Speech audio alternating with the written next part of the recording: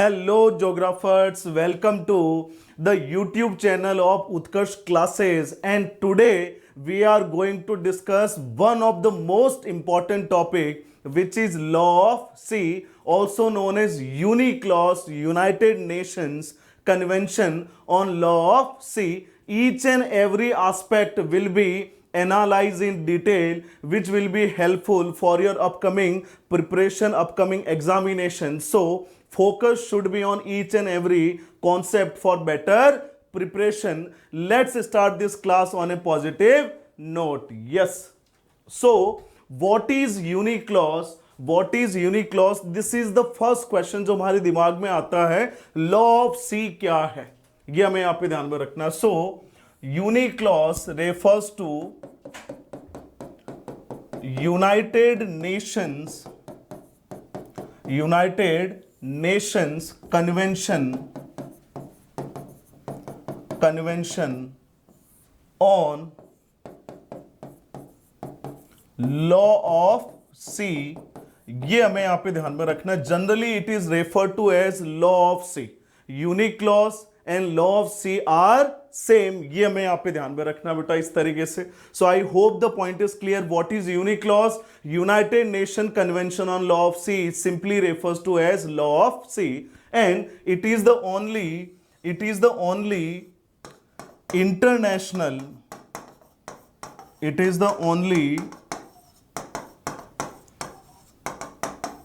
international agreement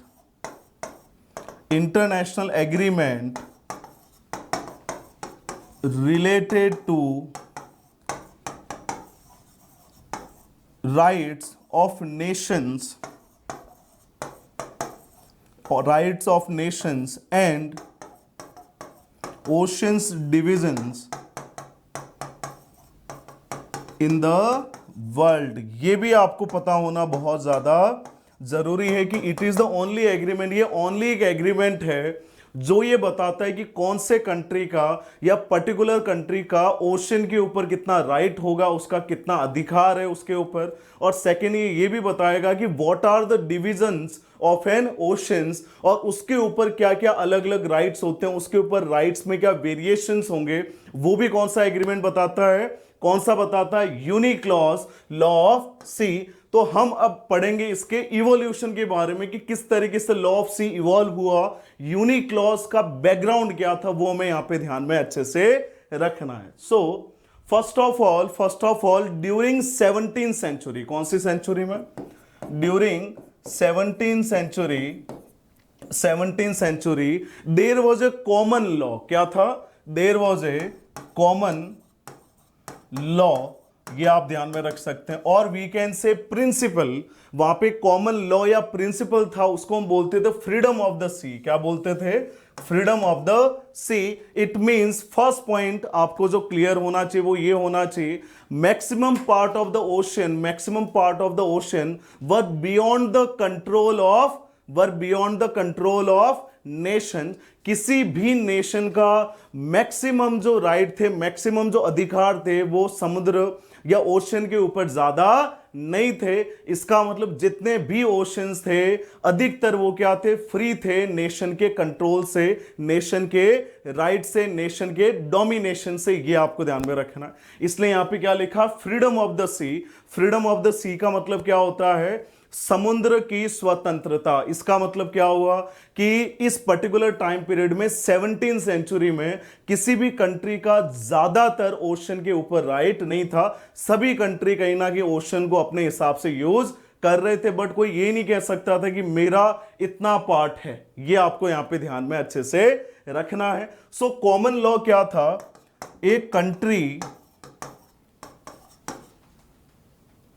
A country can control only 3 nautical mile area of oceans. ये आपको ध्यान में रखना है. इस प्रिंसिपल के थ्रू कोई सा भी country only 3 nautical mile area of the ocean को कंट्रोल कर सकता था. किसी भी कंट्री का जो अधिकार है वो 3 नॉटिकल माइल तक हुआ करता. तब आपको लग रहा होगा ये 3 नॉटिकल माइल क्या है, तो समझ लेते हैं. 1 माइल इक्वल टू 1.8 किलोमीटर। ये आपको ध्यान में रखना। हम जो टर्म यूज करते हैं ना मील, ठीक है, वो होता है 1.6 किलोमीटर जो जमीन पे होता है, बट जो समुद्र पे होता है, ओशन पे होता है, वो होता है nautical mile. And nautical mile, 1 nautical mile equal to 1.8 kilometre. ये आपको यहां पे ध्यान में रखना। तो इस प्रिंसिपल के थ्रू, इस सिद्धांत के थ्रू कोई सा भी कंट्री केवल 3 नॉटिकल माइल एरिया को क्या कर सकता था, कंट्रोल कर सकता था। उसके अलावा जो ओशन है उसके ऊपर कोई सा भी कंट्रोल नहीं था। इसका मतलब ओशन क्या थे, फ्री थे। किससे, कंट्रीज के कंट्रोल से, डोमिनेशन से। ये आपको यहां पे ध्यान में रखना है। I hope the point is clear. अब आपको इसमें कोई सा भी डाउट नहीं था कि 17वीं सेंचुरी में क्या था, जो अर्लियर हिस्ट्री हम लोग यहां पे बात कर रहे हैं। Yes, now the next is Truman's declaration. So who was Truman? Truman कौन थे? सो ट्रूमैन थे, Harry Hayes Truman was the president of United States of America. ये आपको ध्यान में रखना। सो हैरी हेस ट्रूमैन किसके प्रेसिडेंट थे? यूएसए के। किसके प्रेसिडेंट थे? यूएसए के। ये आपको ध्यान में रखना। और जब ये यूएसए के प्रेसिडेंट थे, और तो इन्होंने 1945 में एक डिक्लेरेशन की थी। क्या की थी? डिक्लेरेशन की थी। और उसी डिक्लेरेशन को हम क्या बोलते हैं? Truman's declaration. अब आपको ये ध्यान में रखना है, how Truman's declaration is related to law of sea और the evolution history of law of sea. ये हमें यहां पे समझना है कि ट्रूमैन का क्या योगदान है, किसमें? लॉ ऑफ सी में। उन्होंने ऐसा क्या डिक्लेयर कर दिया था, ऐसा क्या बोल दिया था, जिसकी वजह से पूरे वर्ल्ड में टेंशन हो गई थी, पूरे वर्ल्ड में डिबेट्स होने लग गई थी कि ओशन के ऊपर राइट्स किसका है। तो इन्होंने अपनी डिक्लेरेशन में बोला था, जुरिस्डिक्शन, कंट्रोल और jurisdiction of USA over continental shelf of its continental shelf and beyond। और यहां पे जो सबसे खतरनाक जो वर्ड है वो है बियॉन्ड। क्या है? बियॉन्ड, जो आपको यहां पे समझना है। यूएसए ने बोला कि उसकी जो कॉन्टिनेंटल शेल्फ है, उसका जो पर्टिकुलर जो एरिया है, जो हम यहाँ पे बात कर रहे हैं इस तरीके से, ये जो पर्टिकुलर एरिया है, तो इसका जो कॉन्टिनेंटल शेल्फ है, इसके ऊपर जो राइट है वो तो किसका होगा? यूएसए का। किसका राइट होगा? यूएसए का। बट ट्रूमैन ने एक और बात बोल दी। वो कौन सी बात थी? कोस्टल एरिया के आसपास वाला एरिया तो इसी का है, जो हमें यहाँ पे ध्यान में रखना है। इस तरीके से, ये इस तरीके से आप समझ सकते हो कॉन्टिनेंटल शेल्फ को। ये जो पर्टिकुलर पार्ट है, इसको हम क्या बोलते हैं? Continental shelf. जो ये मैक्सिमम पार्ट यहाँ पे क्या करेगा? कवर्ड करेगा। उसके बाद आ जाएगा आपका कॉन्टिनेंटल स्लोप, जिसकी ज्यादा स्लोप होता है, ग्रेडियंट क्या होता है? ज्यादा होता है। तो ये अगर हम बात करें यहां से लेके यहां तक, तो इस तरीके से आपका ये पूरा हो जाएगा। तो यूएसए के प्रेसिडेंट ने क्या बोला कि यूएसए का कंट्रोल होगा किसके ऊपर? इसके कॉन्टिनेंटल शेल्फ के ऊपर, जो वाटर से क्या है? कवर्ड है। ये हमें यहां पे ध्यान में रखना, किससे कवर्ड है? वाटर से कवर्ड है। और इसके बियॉन्ड, इसका मतलब यूएस के प्रेसिडेंट ने इनडायरेक्टली बोल दिया था कि यूएसए वर्ल्ड के किसी भी पार्ट में, आसपास के पार्ट में ओशियंस को कंट्रोल कर सकता है, वहां पे मिनरल एक्सप्लोरेशन कर सकता है, वहां पे आर्मी का यूटिलाइजेशन और नेवल बेसिस भी डेवलप कर सकता है। जो भी पर्टिकुलर बोल सकते हैं स्ट्रेटेजिक जो रणनीति होती है, स्ट्रेटेजिक जो पर्टिकुलर जो लीडरशिप होती है, उसमें हम यहां पे बात कर सकते हैं। तो जितने भी लैटिन अमेरिकन कंट्रीज थे, भले वो ब्राजील हो, अर्जेंटीना हो, भले वो चिले हो, इक्वेडोर हो, पेरू हो, जितने भी कंट्रीज थे वो सब चिंता में आ गए, टेंशन में आ गए कि क्या होगा अगर यूएसए हमारे ओशन के या जो कॉन्टिनेंटल शेल्फ है, कोस्टल एरिया को कंट्रोल कर लेगा।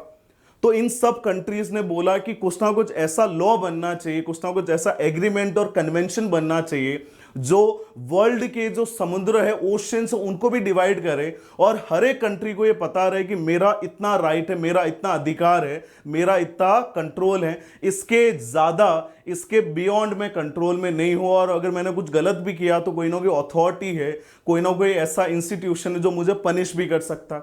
मेरे ऊपर रेस्ट्रिक्शंस लगा सकता, पाबंदियां लगा सकता। ये आपको ध्यान में रखना। तो यहीं से एक पर्टिकुलर तरीके से बोल सकते हो ट्रिगर पॉइंट था, और यहीं से फिर नेगोशिएशन और टॉक क्या हुई, स्टार्ट हुई। ये आपको ध्यान में रखना इस तरीके से। और फाइनली क्या बना, यूनिक क्लॉज। क्या बना बेटा, unique clause. I hope the point is clear. ये आपको यहां पे ध्यान में रखना इस तरीके से। अब जो यूनिक क्लॉज बना, तो unique clause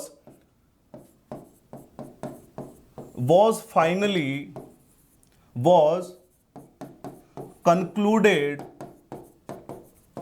in the year 1982। कौन से ईयर में इसको कंक्लूड कर दिया गया, 1982 में। ये आपको ध्यान में रखना है, कंक्लूड हो गया 1982 में। ये आपको ध्यान में रखना है। और इसने बहुत सारे डिविजन्स बताए, इसने बहुत सारे डिविजन्स बताए, जिसमें मेन डिवीजन हम 5 डिविजन्स की बात करेंगे, जो ये कंक्लूड हुआ था 1982 में। ये भी आपको लर्न करना है एग्जामिनेशन के पॉइंट ऑफ व्यू से।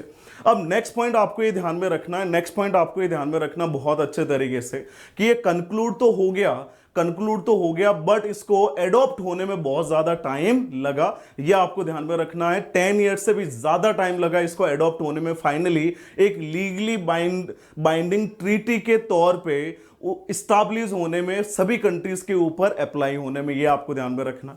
सो फाइनली ये क्या हो गया, 1982 में क्या हो गया, एडॉप्ट हो गया। क्या हो गया, एडॉप्ट हो गया, कि भाई हाँ अल्टीमेटली ये कंक्लूडेड हुआ 1982 में, जो मैं यहां पे ध्यान में रखना। और एडॉप्ट हुआ एटलीस्ट मोर देन 10 ईयर्स के बाद। कब हुआ, मोर देन 10 ईयर्स के बाद। ये हमें यहां पे ध्यान में अच्छे से रखना है। और ये जो ट्रीटी है, ये क्या करती है, मेनली ओशियंस डिविजन्स। एक तो ये बताती है कि ओशियंस के डिविजन्स क्या क्या है, सेकेंड ये बताती है नेशंस के क्या क्या राइट्स हैं, नेशंस राइट्स, कंट्रीज के क्या क्या अधिकार हैं। और थर्ड बताती है कि अगर डिस्प्यूट्स हो गए तो क्या होगा। तो इसके लिए इन्होंने बना रखी है अथॉरिटीज। क्या बना रखी है, अथॉरिटीज, इंस्टीट्यूशंस इन्होंने बना रखे हैं, जो हम यहां पे अच्छे से आज डिस्कस करने वाले हैं। I hope the point is clear. Yes, now the next is maritime zones. अब हम बात करेंगे ओशियंस के डिविजन्स की। किसकी बात करेंगे, ओशियंस के डिविजन्स की। ये हमें यहां पे ध्यान में अच्छे से रखना। So according to unique clause, जो मेजर एरियाज यहां पे डेवलप किए वो हम बात करते हैं। फॉर एग्जाम्पल हम ये मान लेते हैं कि this is the coast line of India. ये हमें यहां पे ध्यान में रखना, this is the coast line of India. ठीक है, इस तरीके से। तो सबसे पहला जो पॉइंट है वो आता है बेस लाइन। बेस लाइन कोई डिवीजन नहीं है, बेस लाइन पर्टिकुलर क्या है, मार्क है, जो हमें यहां पे ध्यान में रखना। तो पहला जो डिवीजन आता है वो आता है इंटरनल वाटर। क्या आता है, इंटरनल वाटर्स। ये आपको ध्यान में रखना। अब आपको लग रहा होगा इंटरनल वाटर्स क्या होते हैं, अभी हम डिटेल में पढ़ेंगे, बट अभी आप फोकस करो ओनली ऑन डिविजन्स। पहला क्या आएगा, इंटरनल वाटर। इंटरनल वाटर के बाद अगर हम देखें यहां पे, तो 12 नॉटिकल माइल। मान लो this area is internal water for example, ये जो पर्टिकुलर पार्ट है। तो उसके बाद जो 12 nautical mile area from the base line, क्या है, from the base line 12 nautical mile जो एरिया है, उसको हम बोलते हैं टेरिटोरियल सी। क्या बोलते हैं उसको हम, टेरिटोरियल सी। ये आपको ध्यान में रखना। So the second division after internal water is territorial sea। ये आपको ध्यान में रखना, अप टू 12 नॉटिकल माइल जो हमारा हो जाएगा। Now the third division is further 12 nautical mile, and this is contiguous zone. इसको हम क्या बोलते हैं, कंटीजियस जोन। ये आपको यहां पे ध्यान में रखना, 12 नॉटिकल माइल टेरिटोरियल सी, 12 नॉटिकल माइल कंटीजियस जोन। क्या होता है, contiguous zone. So I hope the point is clear. इसमें अब आपको कोई सा भी डाउट नहीं होगा बेटा। तो ये हमारा हो गया कंटीजियस जोन। उसके बाद अगर हम बात करें यहां पे, तो फ्रॉम द बेस लाइन से लेके यहां तक जो पर्टिकुलर एरिया है 200 नॉटिकल माइल। कौन सा होता है, 200 नॉटिकल माइल। और जो ये एरिया होता है 200 nautical mile, it is the most important economic area known as EEZ। So what is EEZ, exclusive economic zone, क्या बोलते हैं इसे, एक्सक्लूसिव इकोनॉमिक जोन। ये हमें यहाँ पे अच्छे से देखना है, क्या है, EEZ, ये हमें यहाँ पे देखना है कितना है, 200 नॉटिकल माइल, क्या होता है 200 nautical mile. And the beyond area beyond EEZ is known as high seas, क्या बोलते हैं, हाई सीज। ये आपको यहां पे ध्यान में रखना है। तो these are the 5 divisions, these are the 5 divisions according to UNCLOS of oceans. पहला internal water, second territorial sea, third is contiguous zone, fourth is exclusive economic zone and fifth is high seas. I hope the point is clear. अब इसमें कोई सा भी आपको doubt नहीं होगा, ये आपको ध्यान में रखना अच्छे तरीके से, शक्तिमान की तरह लर्न हो जाना चाहिए, एकदम पार्ले जी की कसम है, सभी को लर्न हो जाना चाहिए कि हाँ ये पूरा का पूरा लर्न हो गया, हमें इसमें कोई दिक्कत ही नहीं है। इस तरीके से now we will study these in detail, पूरा का पूरा हम लोग इनको डिटेल में पढ़ेंगे। So the first is internal water. अब आपको ये ध्यान में रखना है, जो इंटरनल वाटर है, इंटरनल वाटर है वो है एसोसिएटेड विद कोस्ट लाइन। किससे एसोसिएटेड होता है, कोस्ट लाइन से। एक तो पहला पॉइंट आपको ये ध्यान में रखना है, किस फॉर्म में होगा, किस फॉर्म में होगा, हो सकता है लगून के फॉर्म में हो सकता है बे के फॉर्म में हो, किसी भी फॉर्म में वो हो सकता है, ये आपको ध्यान में रखना है। इस तरीके से अगर मैं यहां पे बात करूं तो ये, so this is internal water, ये क्या हो जाएगा, internal water. So I hope the point is clear, ये आपको ध्यान में रखना है, this is internal water. And third, nation का क्या राइट होगा, नेशंस राइट्स। तो देखो नेशन का राइट क्या होगा, ओवर वाटर, ओवर अगर हम बात करें air space, air space and law of the land, law of the land. तो over water and air space country का क्या होगा, फुल बोल सकते हैं कंट्रोल होगा, फुल सोवेनिटी होगी, किसका होगा, कंसर्न कंट्री की, इन केस इंडिया। ये हमें यहां पे ध्यान में रखना। तो पूरे कंट्री का क्या होगा इसके ऊपर, ओवर वाटर, पूरे वाटर के ऊपर कंट्रोल होगा, ओवर एयर स्पेस के ऊपर भी कंट्रोल होगा, and law of the sea, law of the land, जो लैंड का लॉ है, जो इंडियन लॉ है, विल बी एप्लीकेबल। अगर इस एरिया में कुछ भी ऐसी कोई एक्टिविटी होती है, कुछ भी ऐसा कोई डिस्प्यूट होता है, एक्सीडेंट होता है, ये आपको ध्यान में रखना है। So I hope the point is clear. अब इसमें आपको कोई सा भी डाउट नहीं होना चाहिए कि बस हमें तो पूरा का पूरा क्या है, क्लियर है। Now the next is territorial सी। कौन सा सी है, टेरिटोरियल सी। अगर हम बात करें, सो टेरिटोरियल सी कितना होगा, 12 नॉटिकल माइल। अब जो टेरिटोरियल सी होता है वो आपको ये ध्यान में रखना है कि इसमें नेशन का क्या राइट है, क्योंकि मेन पॉइंट तो यही है कि नेशंस के क्या राइट्स हैं और क्या राइट्स नहीं है। तो ये आपको ध्यान में रखना है कि इसके ऊपर नेशन की क्या होता है, फुल कंट्रोल होता है, फुल सोवेनिटी एक्सेप्ट अगर हम यहां पे बात करें, जो पर्टिकुलर पॉइंट हमारा आएगा वो है इनोसेंट पैसेजेस। क्या आएंगे, इनोसेंट पैसेजेस। क्या होंगे यहां पे, इनोसेंट पैसेजेस। अब आपको लग रहा होगा कि अरे इनोसेंट पैसेजेस क्या होते हैं। सो जो इनोसेंट पैसेजेस होते हैं ये पार्ट ऑफ मैरीटाइम और ओशनिक रूट है। ओशनिक क्या है,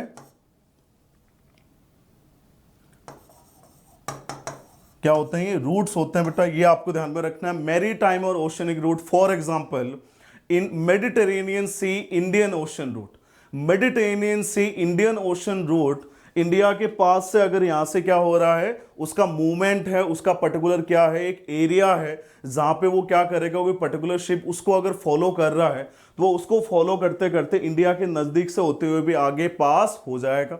तो उस केस में वो कंट्री के लॉ को वायलेट नहीं कर रहा है, उसको पर्टिकुलर तरीके से इंटरफेयर नहीं कर रहा, वो तो क्या कर रहा है, एक ओशन रूट को क्या कर रहा है, फॉलो कर रहा है। ये आपको ध्यान में रखना। तो मैंने आपको एक एग्जांपल दिया है यहां पे इस तरीके से। So I hope the point is clear. यहां पे स्टेट भी हो सकती है, ये भी आपको ध्यान में रखना इस तरीके से। सो यहाँ पे जो इनोसेंट पैसेजेस होते हैं, इनोसेंट पैसेजेस होते हैं, वो कोई सा भी कंट्री यूज कर सकता है, उसके ऊपर कंट्री का कोई भी कंट्रोल नहीं होगा। इसलिए यहां पे क्या होता है, एक्सेप्शन। क्या होता है, एक्सेप्शन। ये आपको नोट करना बहुत ज्यादा जरूरी है। I hope the point is clear. Yes, now the next is contiguous zone. क्या होता है, कंटीजियस जोन। अब जो कंटीजियस जोन है वहां पे आप देखो कि ये हो गया हमारा contiguous zone. This is territorial zone और territorial sea, and further 12 nautical mile is contiguous zone. अब जो कंटीजियस जोन है उसके ऊपर कंट्री का क्या कंट्रोल है, कंट्रीज राइट्स क्या क्या है, जो हमें यहां पे देखने इन डिटेल जो हमें यहां पे देखना। तो देखो बड़ा सिंपल सा पॉइंट है, country has rights only over ocean surface, only over ocean surface and not over air space. Air space के ऊपर इनका राइट नहीं होता, ये एक एक्सेप्शन हो गया। इसका मतलब अगर किसी को उस पर्टिकुलर कंटीजियस जोन में अगर अपने शिप को क्या करना, नेविगेट करना है, that particular country will have to take permission और रिक्वायर्ड इंस्ट्रक्शन जो भी है फ्रॉम द इंडियन अथॉरिटीज, जो आपको ध्यान में रखना। बट जो एयर स्पेस है, air space above the ocean, above the contiguous zone, it is free. कोई सा भी कंट्री उसको यूटिलाइज कर सकता है, ये आपको ध्यान में रखना। तो आप देख रहे हो धीरे धीरे कंट्री के जो राइट्स हैं वो क्या हो रहे हैं, डिक्लाइन हो रहे हैं। क्या हो रहे हैं, डिक्लाइन हो रहे हैं। जैसे हमने यहां पे देखा, internal water full control, full sovereignty, ये आपको ध्यान में रखना इस तरीके से। सेकेंड हमने क्या देखा, टेरिटोरियल सी। टेरिटोरियल सी में क्या थे, इनोसेंट पैसेजेस, एक्सेप्शन था वो। थर्ड हमने यहां पे क्या देखा, कंटीजियस जोन, वाटर सरफेस के ऊपर है control but not over the air space, ये भी आपको ध्यान में रखना है। जो इंपॉर्टेंट हमारा यहां पे क्या हो जाएगा, चेंज हो जाएगा। Yes, now the next is exclusive economic zone, the most important area, ये आपको ध्यान में रखना है। Most important division of ocean, most important division of ocean. और यहां पे जो कंट्री के जो राइट्स हैं, कंट्रीज राइट्स, उसकी मैं बात कर रहा हूं कि पर्टिकुलर जो देश है उसके अधिकार क्या होंगे। पहला, exploration and production of minerals. जितने भी मिनरल्स हैं कहां पे, ओशन बेड पे, सी बेड पे, ओशन के फ्लोर पे, वो उसको क्या कर सकता है, यूटिलाइज कर सकता है। बोथ, अब हमें ये भी ध्यान में रखना है, both living and non living. अब इसका मतलब ये नहीं कि हम फिश को निकाल नहीं पाएंगे। अरे फिश को तो निकाल ही सकते हैं, कोई दिक्कत वाली उसमें बात ही नहीं है। I hope the point is clear, इसमें कोई सा भी डाउट नहीं होना चाहिए। Very good. तो both living and non living दोनों को हम यूटिलाइज कर सकते हैं। I hope the point is clear, और इसमें आपको कोई सा भी डाउट नहीं होना चाहिए पूरा का पूरा। उसके बाद उनको कंजर्वेशन के लिए मिनरल कंजर्वेशन एंड मैनेजमेंट भी कर सकता है वो, मैनेजमेंट ऑफ मिनरल्स, ये आपको यहां पे ध्यान में रखना, management of minerals. So I hope the point is clear. ये कंट्री के क्या होते हैं, राइट्स होते हैं। बट कंट्री के पास राइट्स क्या नहीं होते हैं, नो राइट्स। अब क्या नहीं होंगे, आप देखो अच्छे तरीके से। पहला, ओवर एयर स्पेस, वो तो हम पहले ही गवा चुके हैं, मान लो for example in contiguous zone. And second, over sea water, ocean surface. इसका मतलब अब हम ओशन सरफेस के ऊपर किसी भी कंट्री का कोई अगर शिप है, अगर वो नेविगेट कर रहा है, तो हम उसको रोक नहीं सकते हैं, प्रिवेंट नहीं कर सकते हैं। ये आपको यहां पे ध्यान में जरूर रखना। बट कंटीजियस जो जोन है, यहां पे हम लोग क्या कर सकते हैं, प्रिवेंशन ऑफ इलीगल एक्टिविटीज। ये भी आपको यहाँ पे जानना बहुत जरूरी है, भले वो जिससे रिलेटेड हो, कमोडिटी हो, फिजिकल से रिलेटेड हो, इमिग्रेंट से रिलेटेड हो, सभी को हम लोग यहाँ पे प्रिवेंट कर सकते हैं।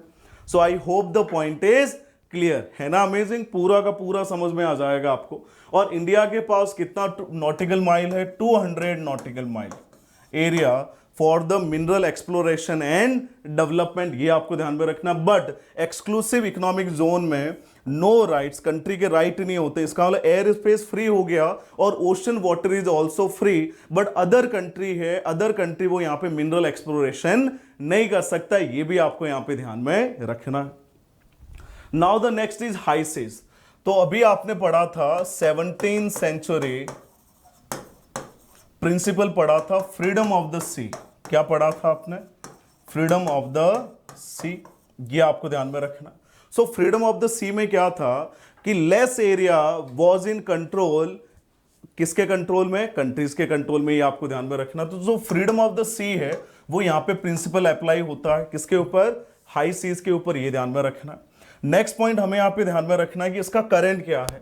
एरिया, इसकी डेफिनेशन क्या होगी? Area beyond EZ are considered as high seas. अब बहुत सारों को लग रहा होगा ये हाई सीज क्या होते हैं, क्या सी में जो वाटर है उसकी हाइट बढ़ जाती है? ऐसा कुछ नहीं होता है, ये आपको ध्यान में रखना। High seas are considered, high seas are considered as common natural heritage of human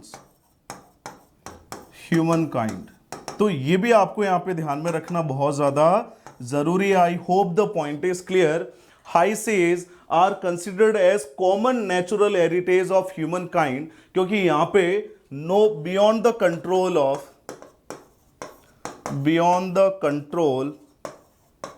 of any country. इसका मतलब अब आपको और क्लियर हो गया, किसी भी कंट्री का इसके ऊपर राइट नहीं होता है। This is the natural area जहां पे नेचुरली जो मराइन ऑर्गेनिजम्स हैं, जो ओशनिक इकोसिस्टम है, वो फ्लरिश होगा, डेवलप होगा। ये आपको यहां पे ध्यान में रखना। कोई भी कंट्री ये नहीं कह सकता कि दिस इज माय पार्ट, इसके ऊपर तो मेरी पर्सनल क्या प्रॉपर्टी राइट नहीं कह सकता। This is free from the control of any country, and area beyond EEZ is known as high seas। क्या बोलते हैं? high seas।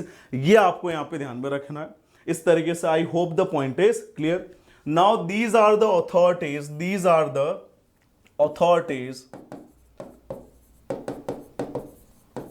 under law of sea, under law of sea. ये हमें यहां पे ध्यान में रखना है कि अंडर लॉ ऑफ सी हमने कुछ अथॉरिटीज भी बनाई है। जैसे for example international tribunal for law of sea. अगर कोई डिस्प्यूट हो जाए, क्या हो जाए? डिस्प्यूट हो जाए,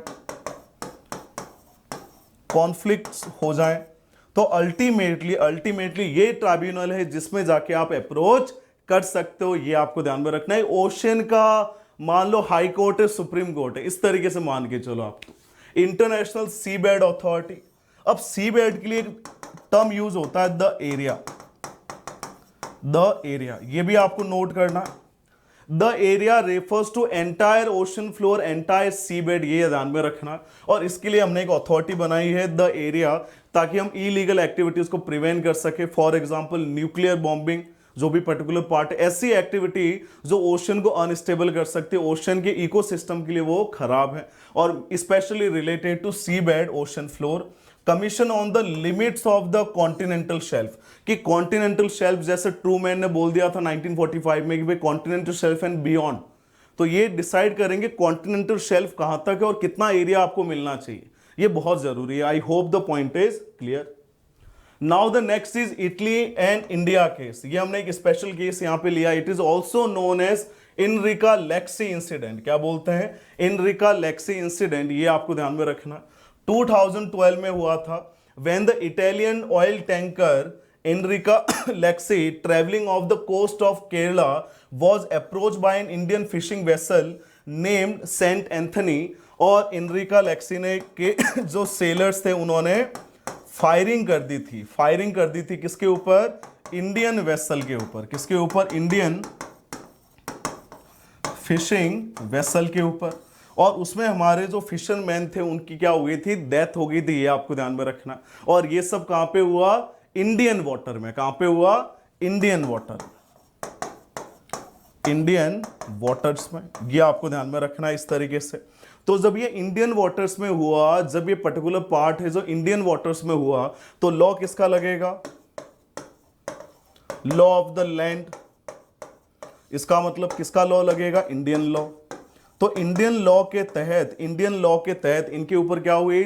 जुडिस्डिक्शन हुआ, प्रोसीडिंग हुई, अलग अलग तरीके से दोनों को, जो दो सेलर्स थे उनको जेल भी हुई। लेटर ऑन जैसा आप जानते हैं, इंटरनेशनल एरिना में, इंटरनेशनल रिलेशंस में हमें भी इटली के साथ रिलेशंस को मेंटेन करने हैं और इटली को भी हमारे साथ रिलेशन मेंटेन करने हैं। और लेटर ऑन हमने ये केस है वो क्या कर दिया? पूरा का पूरा रिजॉल्व कर दिया through agreement, through discussion, through talk, negotiation. ये आपको ध्यान में रखना। और इटली है वो पर्टिकुलर ऐसा मोमेंट आ गया था कि वो इंटरनेशनल जो पर्टिकुलर जो ट्राइब्यूनल है, इंटरनेशनल कोर्ट ऑफ जस्टिस है द हैग, नीदरलैंड में, वहां पे भी उन्होंने अप्रोच कर दिया था कि इंडिया का जो लॉ है इसके ऊपर एप्लीकेबल होता ही नहीं है। तो इस तरीके से बहुत सारे ऐसे डिस्प्यूट्स, ओवरलैपिंग एरियाज हैं, ओवरलैपिंग ऐसे पर्टिकुलर एग्रीमेंट्स हैं, ओवरलैपिंग पर्टिकुलर बोल सकते हो टर्म्स हैं, जहां पे कंट्री को समझ ही नहीं आता कि वो कौन सा लॉ अप्लाई करे। ये आपको ध्यान में रखना। तो जो लॉ ऑफ सी है वो भी स्लोली इवॉल्विंग, क्या बोल सकते हैं कि लॉ है, धीरे धीरे बहुत सारे डिस्प्यूट इससे रिलेटेड आ सकते हैं। ये भी आपको ध्यान में रखना। फॉर एग्जाम्पल साउथ चाइना जो सी है उसके 2 आइलैंड्स है, उसके ऊपर चाइना पर्टिकुलर बोलता है कि मेरा कंट्रोल है। Spratly island and Paracel island क्यों बोलता है? रिलेटेड टू लॉ ऑफ सी, क्योंकि जितना ज्यादा एरिया होगा, जितना ज्यादा उसके कंट्रोल में आइलैंड्स होंगे, उतना ज्यादा, मैं एक लेमैन की तरह, एक साधारण व्यक्ति की तरह बता रहा हूं, जितना ज्यादा आपके पास आइलैंड्स होंगे वहां तक का एरिया आपका हो जाएगा according to law of C.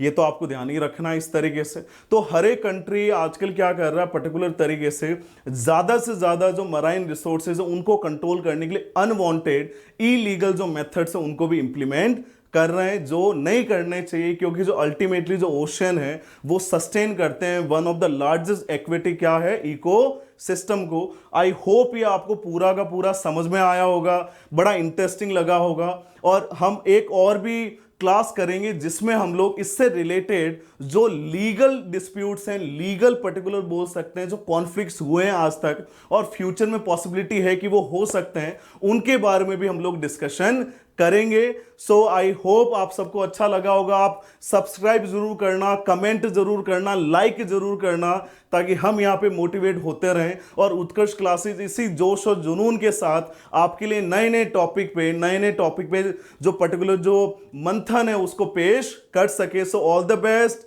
Take care, best wishes.